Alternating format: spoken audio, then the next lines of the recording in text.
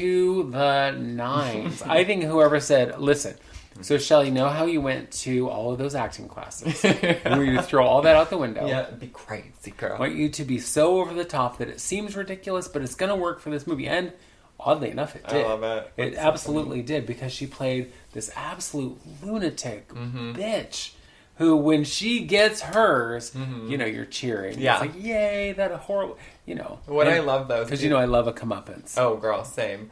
If you look it up, though, the premise will call her, like, a drug queen pervert, and I'm, like, a pervert. I love that. I'm a drug queen pervert.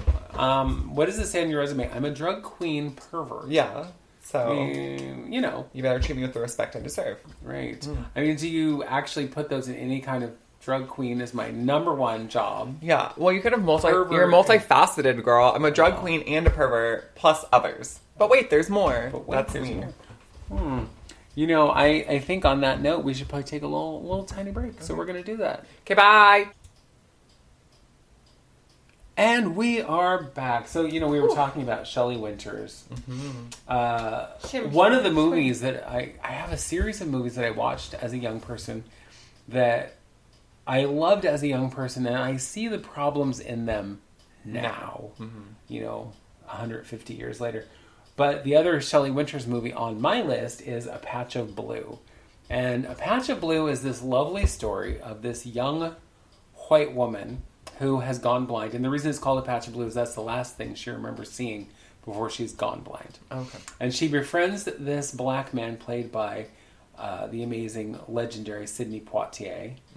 And they become friends, and then they become more than friends. And then he meets her mother, dun dun dun, the horrible Shelly Winters. Oh, I love it. Now, Shelly Winters in her youth was total glamazon, but as she got older and got thicker, she played all of these, like, kind of blousy, hateful, like, bitchy characters. And she played them with so much gusto. I love that. But the whole idea was, oh my God, you're dating him. So white girl didn't know she was seeing a black man because she wasn't seeing anybody because she went blind. That was unfortunate choice of words. But, right, because she was blind, she didn't know that, and he didn't lead off with, hey, just so you know, I'm a black man. You know, it will make no difference to you because you can't see me. You can't see how gorgeous I am and appreciate, you know, all of this beauty. But whatever. But the movie itself, the daughter, of course, you know, bucks up against Shelly Winters and calls her all kinds of horrible names and whatever. But I think, of course, the problematic thing there is we're supposed to be like, oh, you know, she can't see color because she's blind, so she literally can't see color. And I think it's that kind of metaphorically whatever. I don't see which, color. As we know, for all of those of you out there who think it's a good thing to say, I don't see color, it's not. That just means you're nullifying someone's whole existence. You're going to invalidate people like that. Well, I'm sorry. But what's interesting is the three movies that I picked, it wasn't until I picked them, I was thinking about them, that I was like, oh wait, Sidney Poitier was in all three of these movies. Sounds like an obsession to me. Kind of, maybe. I mean, he was a busy man. Okay. You know, back when I was young, because he was old. He just passed beginning of this year. God rest his soul. He was 612 years old. Whoa. That's he made it that far, huh? Approximately. He was Jesus. Actually, I think he was 93. Was he Methuselah? He was. He was also the first black actor to win a Best Actor Oscar. Good for him. But To Sir with Love was the first movie I remember seeing him in, which, by the way, amazing theme song. Thank you, Lulu. Love that theme song. Did it in my show many times. But it's the story of this black teacher who goes to teach in a London school where they apparently have never seen a black person. Oh, what? Because they're like, is this a unicorn? What did he you come say from? Space? Yeah, what did you Is say he earlier? from Mars? Is this a Martian? I don't know who he is. And one of the pivotal moments in the film, which as a child seemed fine. Great. As a grown person, it's like, really? Is he cuts his hand, and the children see him bleed, and they're like, oh, his blood is red like ours. And I'm like, well, what did you think? Yeah. He bleeds green? It's well, so... if he was indeed an alien, he might. Maybe. Do we know? That's an assumption, girl. When was the last alien you cut open? In biology, we did not cut up with aliens because we couldn't find any. No. But whatever. But still a good movie. I mean, you know, for its time. And a lot of these movies, I think you really have to put that caveat on it. For its time. The other Sidney Poitier is Guess Who's Coming to Dinner, which what I love about that movie, I mean, there's things to love about and things to not love about it, is that the main character is a white woman, socialite. Great. Who is bringing home the black man to meet her family. And she's, of course, going to tell them that she's going to marry this man. She loves him. And mind you, her family's liberal, allegedly. Right. Her family is more liberal, probably, than the norm. It's Katharine Hepburn and Spencer Tracy. Old white people. And when she gets home, they're like, okay. And, you know, they're not shocked, they're not horrified, they're not angry. And she, I think, is like, wait a minute. I did not get the reaction I expected. So I'm leaving. And through some introspection on her own, realizes that she maybe doesn't love him all that much. She loved the idea of him. Which, you know, we talked about. Yeah. You know, with the girls in my school and the one young black man who went to school. It's like the idea is like, oh, I'm going to shock people. I'm going to date this. I'm going to be this rich white girl dating a black man, and everyone's going to be shocked and horrified. It's like, calm down. Shut up. Calm down, Becky. No one cares. No one cares about you. Right? No one cares anyway because you're a rich white girl, so shut up. No one cares about you. Yeah, exactly. So shut up. God. Stupid. Yeah. Anyway. But that's, you know, those are kind of where we went with him, because I had kind of forgotten that all three of those movies were Mr. Poitier. And, you know, he did like a million films. One of the movies he did was The Defiant Ones, where he played an escaped criminal, and he's attached to, by chain, Tony Curtis. Oh, right. Right, and so they're running from the law, and they have to obviously work together because they are chained together. Right. Because they were working on like a chain gang, and then they escaped, and blah, blah.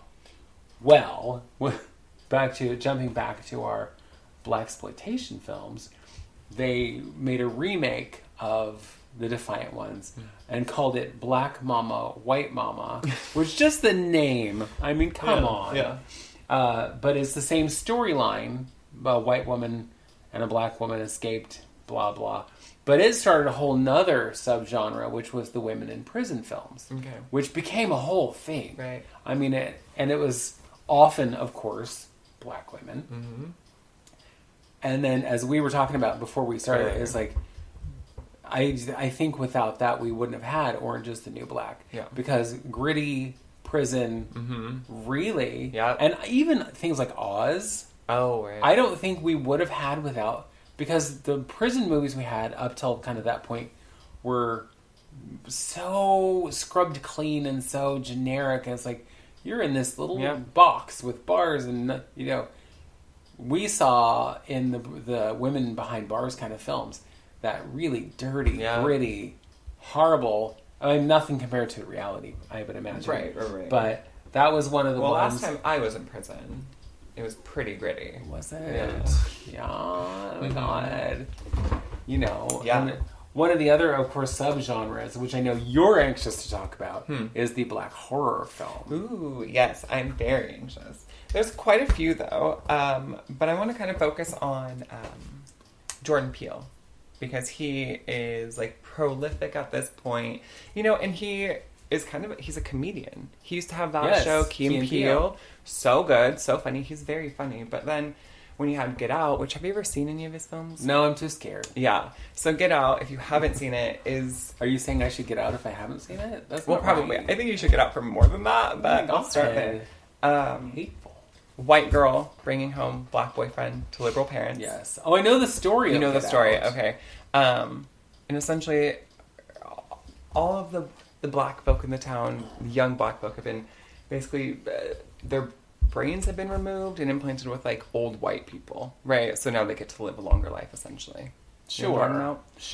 And so it's basically the main character, which I have to look up his name, but he's like, once he figures it out, he's all, oh, maybe I should leave. Maybe I should get out of here. Perhaps. Yeah, exactly. This is not all it's cracked up to be. Meeting the white family.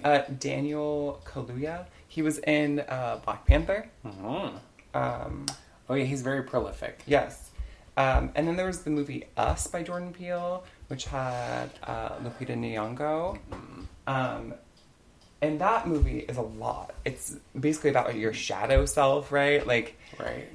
There's another version of you, and like the bad version got switched with her good version. It's just like very creepy, very, very eerie. Yeah. It's terrifying. It's so scary. I'm sorry, but I saw the previews of it and I was scared, and I was like, I can't watch these movies. You know, I think I'm gonna go. You know, it was weird. I watched so many horror films as a young person, mm-hmm. and it wasn't until I had children that I was like, I can't watch this anymore because it made me all of a sudden every horror film, it didn't matter even how ridiculous the horror was or what it was about. All of a sudden, all I could think about was, my children, being, I don't know, the victims of some horrific, Jason, Freddy, which is whoever, whatever monster is out there, and I'm like, and then I get nightmares. Right.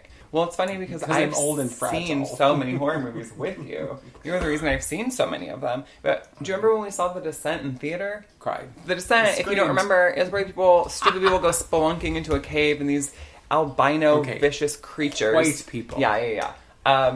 They find them and they die. That's what happens. But it's terrifying. It's claustrophobic and it's scary albino creatures, and it's dark and it's wet. I hated it. I do like that it was white people turning on white people. That's like the whitest people turning on the whitest slightly people. Less white people. Right, the albino people living in the caves, I believe, were probably your ancestors. Oh my God. First of all, I'm offended. Second of all, I'm calling the police. Second of all, you're like, wherever would they find foundation in that shade? Girl, especially in the cave. Anyway. Oh my God. Oh my God. And where would they get the light to even do the makeup? I mean, girl, I don't have answers for you. They didn't need light, girl. They can see in the dark. Oh, right. Do you remember? They were like bat people. Do you remember? Okay, so the third film from Jordan Peele I want to talk about, it's not out yet. It's called Nope. It stars Daniel Kaluuya. And by the way, that's actually the name of the film. Yeah. Nope.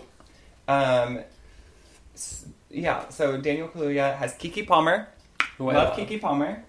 Who's not so little anymore. I remember, we've watched her grow up on the screen. I love her. Yeah, I love Keke Palmer. Akilah and the Bee. Oh, I was just talking about that. So this says it's going to be out in July of this year, and it says it's an upcoming American horror film by Jordan Peele. Let's see, the plot follows residents of an isolated town who witness a mysterious abnormal event. So it's horror, but it's like a sci-fi western. It's very interesting. So the trailer is out now. It just came out. Okay, You should go watch it. Yeah, I will. And Keke Palmer is so delightful in it. Even just in the little trailer, it's so cute. Well, he also did the remake of The Twilight Yes. Zone. The umpteenth remake. I think this is like the fourth or fifth. But he was the moderator, kind of the narrator of the series, and one of the writers and the producer. He's an amazing guy. Yeah, he does a lot. But listen, if it wasn't for black cinema starting in with Blackula, I don't think we would have gotten here. No, because in the heart of the Blaxploitation films was the subgenre of black horror, which the first one really was Blackula. Yes, and that's true.